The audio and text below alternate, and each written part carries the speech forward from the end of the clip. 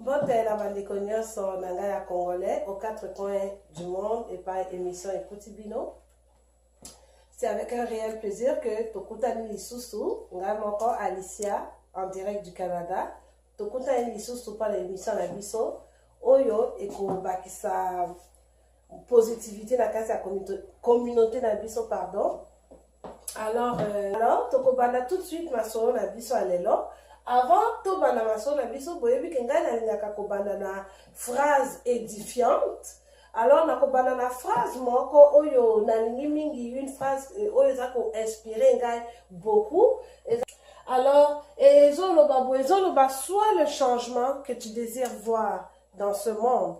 Soki nalobi yango na lingala eza boye soit le changement oyo olingi komona na mokili oyo yo moto okozala changement. Napesa bino exemple nga na mona ke dans communauté na kata communauté na biso tozaki na moi besoin ya moi émission moko sociale pour les athées peut-être que na luki bien tenga na moniteur alors na décidé na créer oyanga yo pendenge ozawana na ndako biloko nini ozomona likambo nini ozomona ke ezozanga na communauté na biso ezala bino bato boza na diaspora ezala bato baza na mboka ezala bato baza soki wapi eloko nini ozomona ke ezozanga na communauté na biso ba congolais oza responsable o memela biso yango yo parce que ngai ndenge naza wana na réaliser te omoni nga part na nga na réaliser émission oyo na komemela bino vraiment ba information éducative proactive o bokokoka kotia yango en pratique na ba vie na biso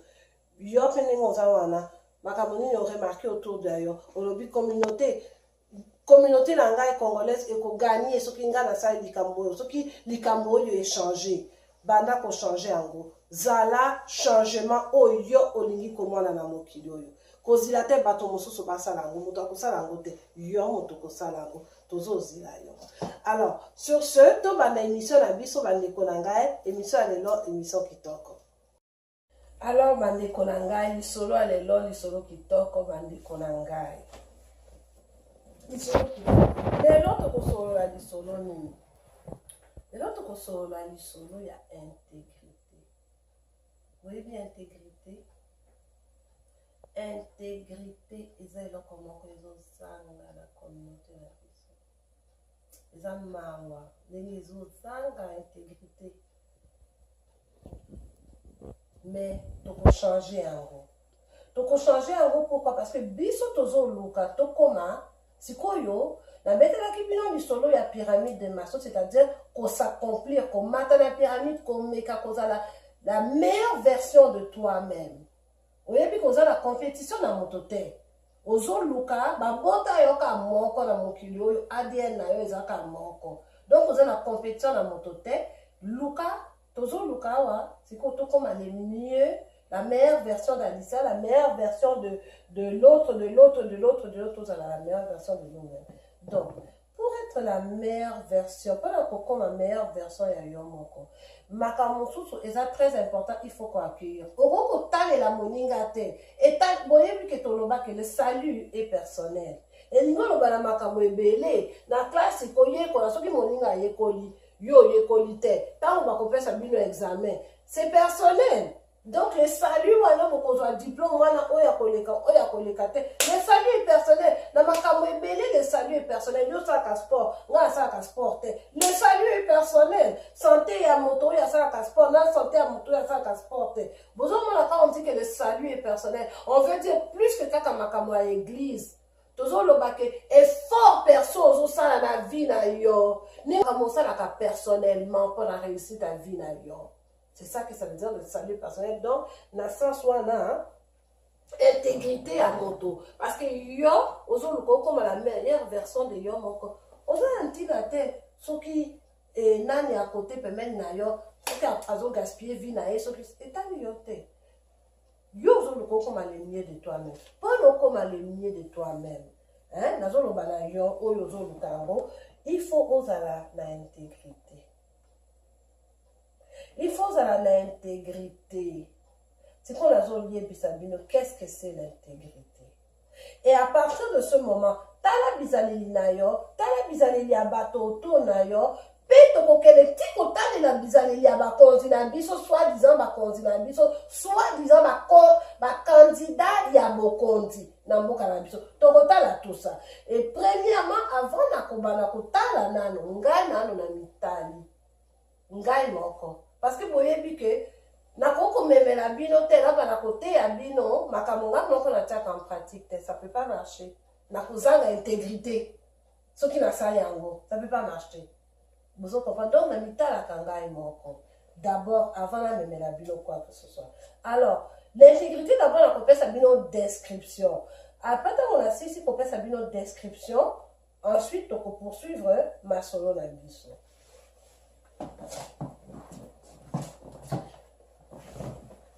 Bandikolanga, description, il y a intégrité. Qu'est-ce que c'est l'intégrité et dans sa zone? Intégrité, non, balabino, première chose, oyo, eza pas synonyme, mais eza to lo ba mot, oyo ezo comme à peine, il y a comment intégrité. La première chose, eza honnêteté. Honnêteté, koloba, bosolo. Bosolo ebi makana monoko na. E sepelisa bato te. Na lobite ekofing, c'est pas ça, non. Oh ngana no bakaka non, on est intégrité, on est à cause de l'impoli, c'est pas ça. Intégrité, c'est koloba la vérité. Koloba bosolo. Oh yebi keza bosolo, oh yebi keza na motema na yo. Soki pe oyebi te. Kozala pi intègre, ça peut koloba na yebi te. Kobakisa te. Oyebi na te. Olobika na yebi te. Vous voyez, non? Voilà intégrité. Intégrité lisusu, eza na nini? Eza na respect. Respect oyo mipesaka. Respect oyo pesaka bato. Et bote à respect, bote en gros la parenthèse, parce que, en plus de respect, pourquoi on a le but de respect dans la parenthèse, c'est-à-dire quoi? Dans ta parole. Pourquoi? Et là, on est à niveau de si tu te respectes, bah, ton sou, parce qu'elle a dit maquillage, tout ça, non. Ou bien, parce que, non. Tonton, tantine. Papa, maman, bozo, talanga. Non, c'est pas se respecter, ou alors parce qu'on t'en dit si parfait. Yo. Ce qu'on promettre moto eloko. Est-ce que moto a le cœur en paix? Ayebi keko salema. Ou bien moto a ayebi te keko salema. Ti mokola comment nango. Azan assurance mon côté. Est-ce que parole na yo, ça vaut de l'or? C'est ça. C'est ça. Kozala. Qu'on se respecter. Qu'on se respecter, zanini. Ngai. C'est-à-dire, dans un exemple, moto. Moi, par exemple, je me respecte, c'est-à-dire, ceux qui n'ont pas si yon liloba nangai. Nayebi ke liloba nangai, eza image nangai, etikali na motema na yo. Ceux qui n'a tenir liloba nangai wana te. C'est ça que na tikeli yo souvenir nangai. Ozo mona te ke, oui, na manqué yo respect, d'accord. Mais ngai pe, naza moto respectable te. Ça moto respectable te. Parce que une personne qui se respecte et une personne qui me respecte va tenir parole.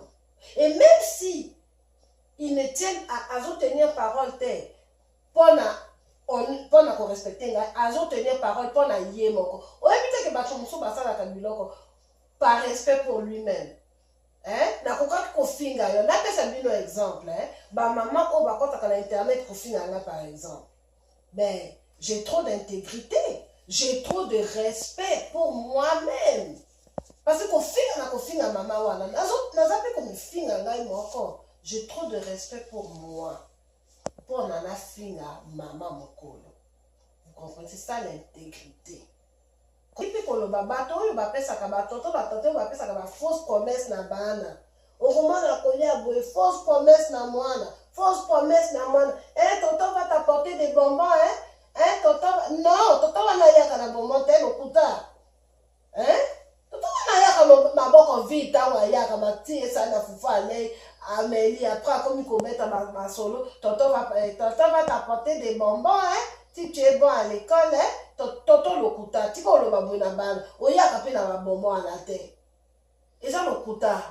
Quel exemple tozola qui s'en a bana na biso? Quel exemple? Tout le bavement makamo ezo le kana parce que biso tokola na intégrité te. Oui, tout le bango la vérité tokola na intégrité te. Même na ba élection ezo leka tokola na intégrité te. To mon intégrité te. Lokola to mon intégrité te. Tokoki pe ko la ki sa intégrité na bana na biso te. Bana na biso bazo kola siko bazo mon na pe intégrité te. Est-ce que qui va commencer la génération intégrité? Et Tiko, étage intégrité et kobana taoni. Ngana lobi étage intégrité et bandi na étage nangai.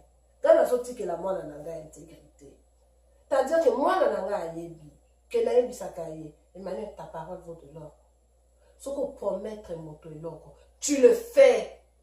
Si tu t'es engagé dans quelque chose, ne viens pas me dire après que tu ne veux plus. Oh, je suis fatiguée. Oh, maman, c'est difficile. Non, non, non, non, non, non, non. Avant de t'embarquer, au Yebaki, avant, c'est quoi, azoto na toso mena imboa. Est-ce que ça capable de kamata soin à bois?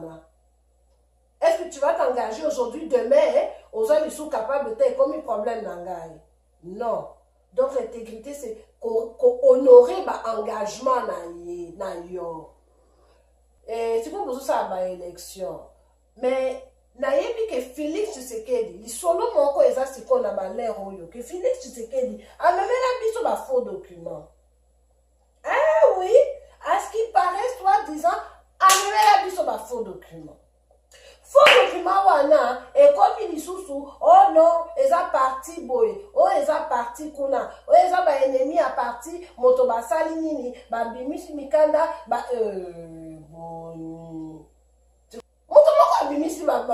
mikana te yo moko on y embarqué, on y engagé dans l'oko elekeli yo likambo eza boye papa kufi allez yo mwana d'emblée kamata titre.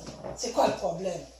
Le problème eza wana te seulement que d'emblée tango étant Tshisekedi ya kufi allez bato a parti balobi mwana na ye akamata rôle na ye mwana na ye pe oyo azala na intégrité peut-être à kolobake boyebi na moni lokola eloko wana bopesi ngai peut-être ekokoleka mwa moke bacompétence na ngai na moni que non eza mieux peut-être soki bopesi yango na moto oyo azawa peut-être akoka koepole ngai peut-être ou bien mais je crois que responsabilité au bopesi ngai pour le moment je serais peut-être pas apte à remplir à remplir mes engagements, quoi. Et donc, dans ce sens-là, je suis obligée de refuser. À quoi que ça, là, pourquoi boya parce qu'à mon dit que non, makamo bazoto na et lesquels liés à kokokate. Hein? À quoi boya? Moi, les gens là qui sont vraiment mon intègre. N'est-ce pas? Koboya poste, koboya bon, koboya lokum, koboya pouvoir. Vous voyez, non? Mais aboite andimi na ye. C'est quoi qu'on dit andimi na ye? Il faut que mikanda na ye ba diplôme ba nini. Il faut que d'accord yo le boza mo monele mais mikanda na yo ozo la kisaka ba certificat ka moi ça tient pas la route. Donc il faut te fonder la yo scolarité académique et base professionnelle il y a kilo. Poto kokakoloba koza kilo mais yé na kaka te yé alukaki balokuta wana te balokuta wana nyonso yé pourquoi et yé pona ko soutenir le fait qu'il est là et que peut-être il n'a pas d'azar moto akoki kozala wana te parce que justement azar académiquement azar apte te akomi nano wana te yango wana nano lokuta abuki intégrité ba diplôme yé na ensuite pour mentir. Et Nakoye Bisabino, pendant une selon Gaï, Etienne Tshisekedi vient de mettre une croix sur sa candidature selon Gaï. Naïbi ke naza na Canada, naïbi ke nako voté te, mais bino bozo talanga kuna, soki moko voté, boyo kanilo banangai, s'il vous plaît, toyo kana. Etienne Tshisekedi, non pardon, Félix Tshisekedi, alingia kota na ndenge moko ya wololo, non, tonton, okokota na wololo te, ekosimba te.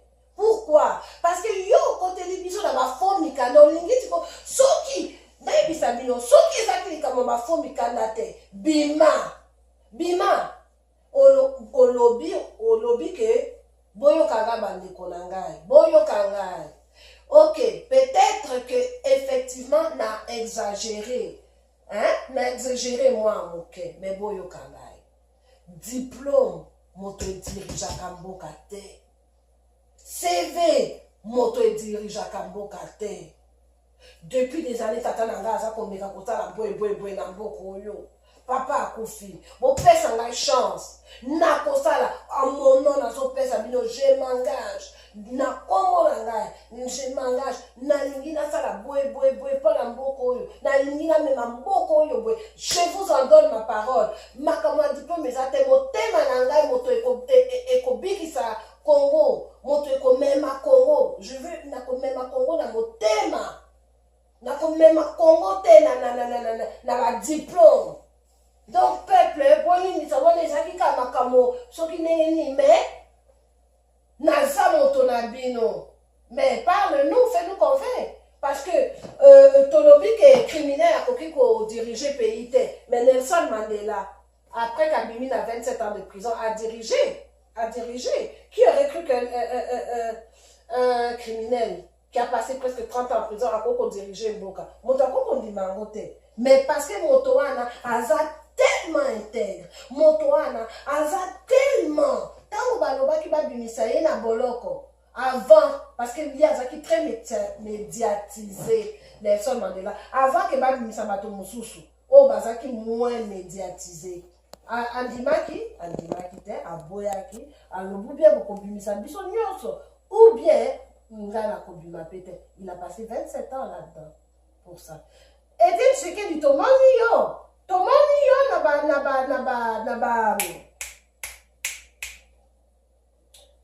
na culte ya catholique. On va kaka moto a liboso. Ozaka moto a liboso fo ba bomba mona moto. C'est-à-dire prêtre azak mupe azawana yo zaka etikali muke kokonza na se asutana ya mupe.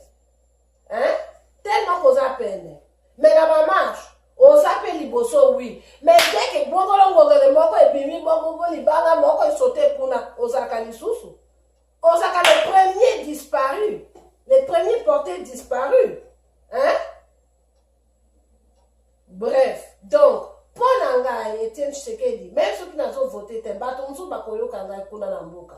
Bon, Etienne Tshisekedi a l'intégrité te. Moto a l'intégrité. Même à Kamboka, na motema na ina diplôme te. Ceux qui ont occupé na maka, ceux qui ont occupé na motema, parce qu'on va le voir avec tes yeux, ceux qui ont biso. Bima, l'oba na biso, qu'est-ce qu'il en est? Mais le col ozo l'oba na biso te. Moi, je prends pour acquis que, au yeba qui est un faux diplôme, tu n'as rien à dire, et moi, le bon mani na yo. Pe, bato, yamisa, tu n'as pas une équipe de relations publiques? Balali, bazawapi. Équipe na yo la relations publiques. Donc, non. Ça passe pas, Etienne Tshisekedi dit pardon, mais non, la candidature là, on a mon intégrité, pas du tout. Tata là, on a intégrité, il oppose intégrité. Mais on va pas déranger la mémoire d'une personne, mais yo, en tout cas, on a l'intégrité mon côté, donc on passe. Puis il faut que tout là qui s'emballent la vie sur l'exemple.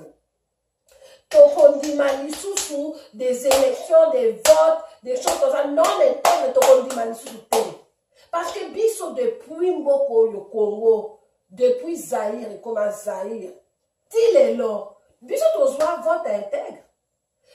Lumumba qui a été le premier ministre, oyo ba vota, nandingi ya élection démocratique, quoi, na Congo, na démocratique, on peut ça kana moko tango boloba kango. Bref, des élections démocratiques.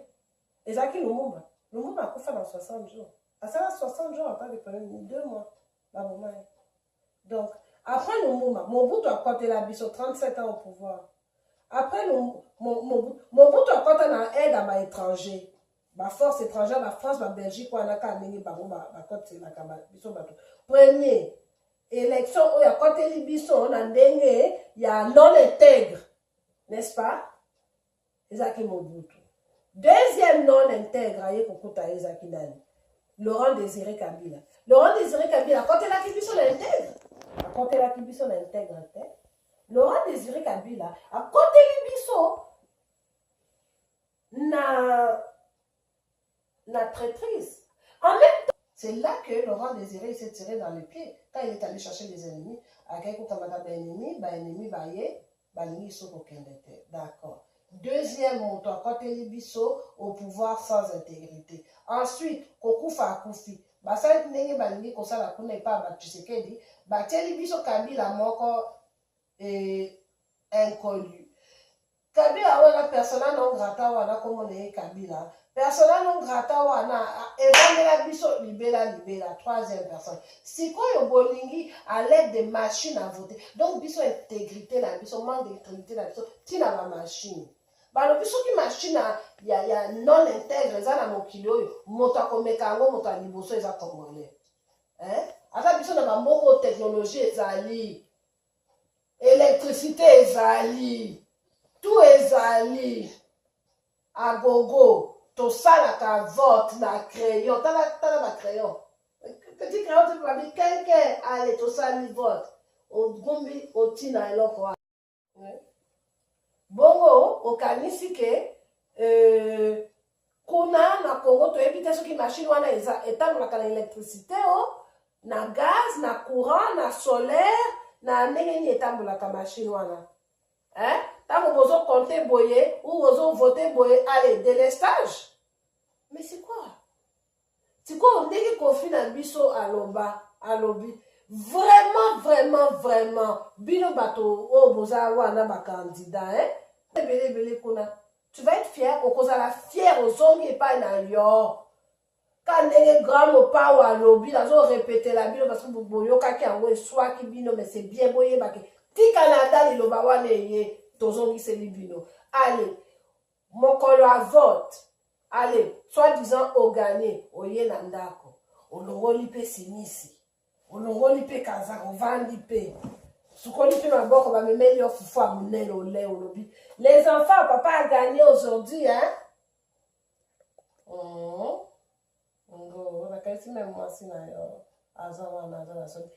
non, machine à voter, on n'en veut pas. Soit qui machine à voter, bon qu'elle a bien qu'on voter, peine tout la bino et l'on comme sous congolais. Pour la nini, balingi côté la bino ba élection le 23 décembre. Il y a un peu de faut à Noël, ou bien bah besoin, bah to ba y a qu'on voter, ou bien vous avez besoin, à quoi juste, moi je comprends pas. Bah t'es là qui vit au 1er janvier, ce qui, c'est quoi le 23 décembre? Mais 23 décembre, c'est la veille de Noël. Toujours là, malabiso, toujours mekabila malabiso, tokolata.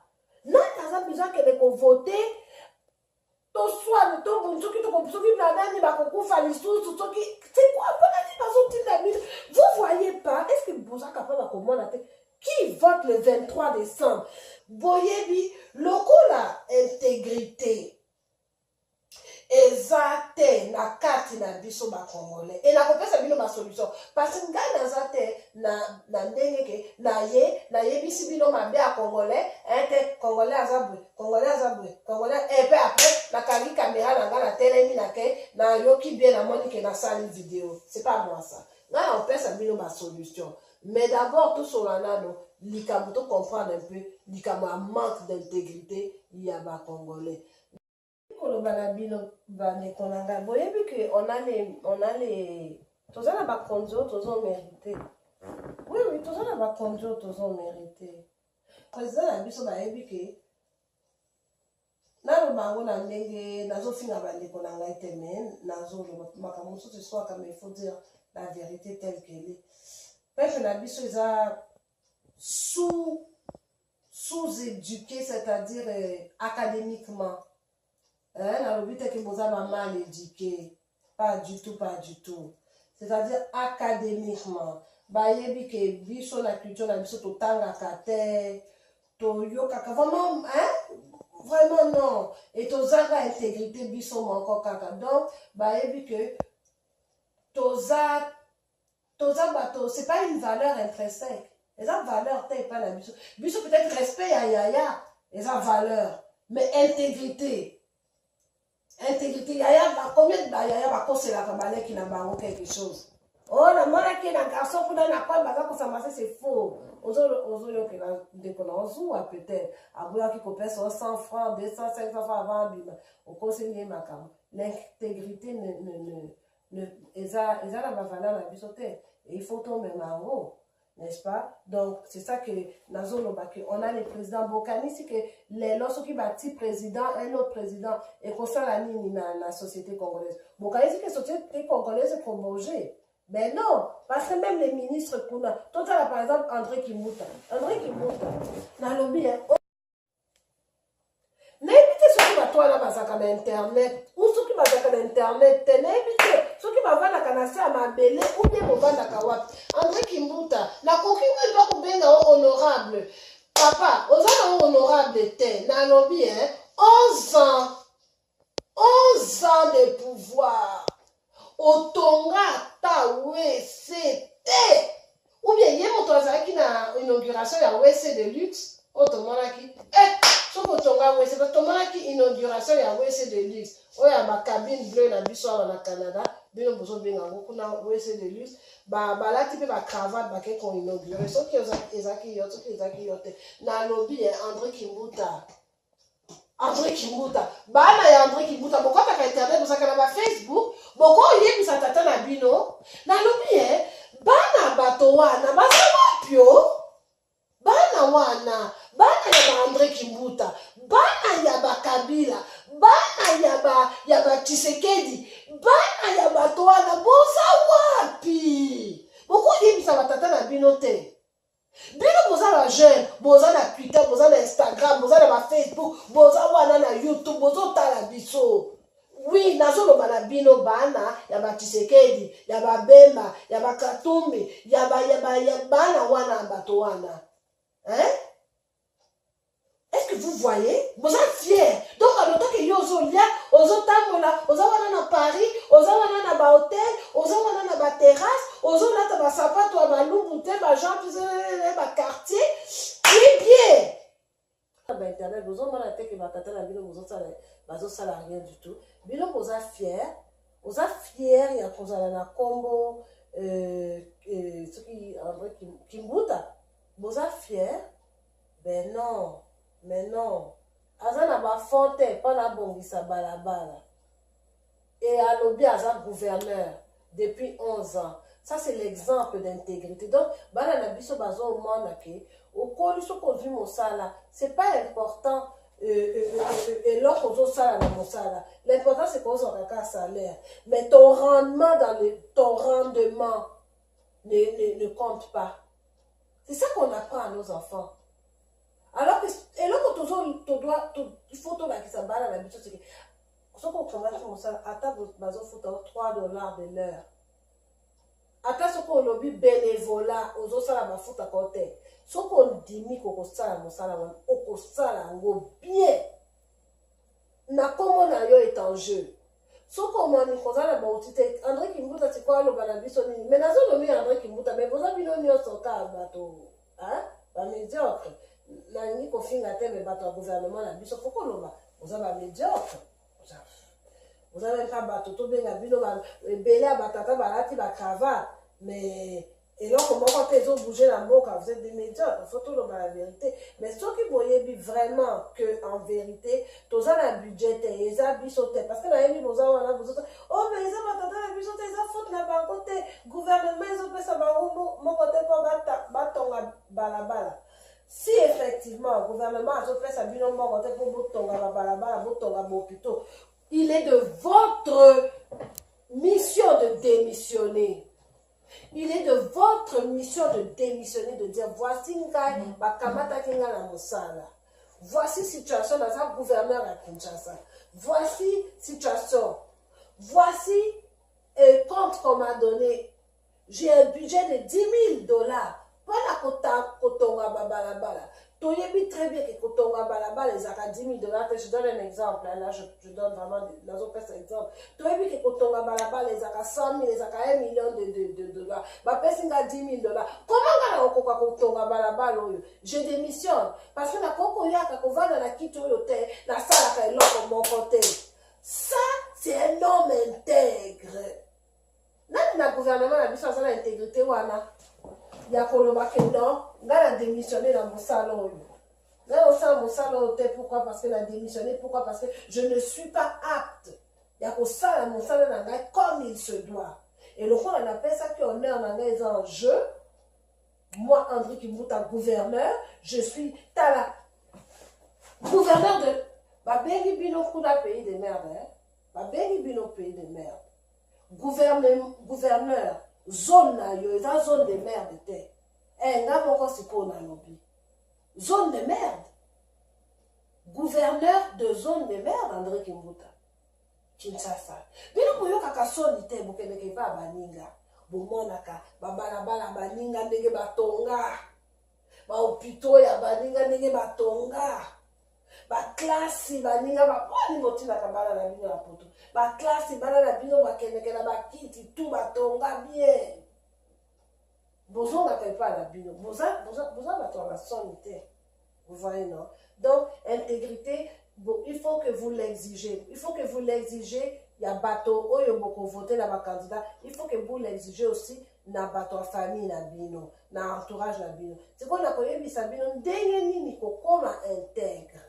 Yo pas na yo moko parce que cause à l'intègre, ça likamo yo moko, ezate likamo ko banda kota la bateau. Quand la cause à l'intègre, premier règlement, loba. Liloba nangai vaut de l'or.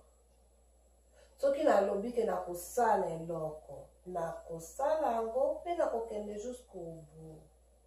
Soki mpe na si na lobi liloba na ngai vaut de l'or. Ata soki na lobi na mwana ya 4 ans bato bakoloba mpona nio ozomitungisa nio ezaka mwana non ezaka mwana te. Eza exemple nazopesa mwana nanga mwana ata mwana moninga mwana quartier mwana eza exemple ozopesa parce qu'on remarque mwana vie positivement ou négativement dépendamment de l'action d'ailleurs oye parce que bana balandaka bizaleli na biso bana balandaka mingi te otolobaka na bango na monoko balandaka bizaleli na biso ndenge bamonaka biso bamikolo ndenge toza koagir. Donc soki bazomona bato na bango sans intégrité, n'est-ce pas? Pour c'est là-dedans qu'ils grandissent. Donc, ce qu'on s'engageait, ce qu'on oublie, oui, parole non, c'est de l'or. Autrement, ce qu'on oublie, non, c'est non. N'est-ce pas? Mais il y a que ce qu'on peut si parole non, la moto. La valeur de l'or, hein, ce qu'on a or na poche, non, l'icamonios, ce qu'on a la mort na poche, non, l'icamonios, il y a comme là, il y a vu qu'on a bien, parce qu'on a or na poche, là, si quoi que ce soit obimi, c'est un boka koyebi que ça valeur sûre. Sauf qu'il faut que quand tu donnes ta parole à quelqu'un, la personne a l'esprit en paix. La personne sait que non, lui, sa parole vaut de l'or. J'ai l'esprit en paix. Sauf qu'elle lui, oui, en constat, c'est-à-dire qu'en constat. De deux, sauf qui, tu vois, ça c'est le deuxième truc maintenant. Si on te demande quelque chose, parce que puis on va congolais, tolingaka mingi ko aider. Ko aider, on va tolingaka ko aider. Et même la kabiso kabami na ba problème, kabami na ba situation. Alors, si tu vois que ce qu'on demande de toi dépasse tes capacités intellectuelles, physiques, financières, psychologiques, sociales, hein? Non. Ce qu'on demande de toi ne va pas dans les valeurs de ce que tu veux, ne va pas dans l'essence de ce que toi tu veux. Hein? Tu n'es pas à l'aise avec ce qu'on demande de toi, puis alors tu dis non.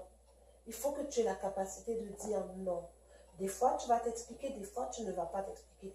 Mais pratique-toi à dire non. Cette semaine, je vais vous donner du travail à faire cette semaine.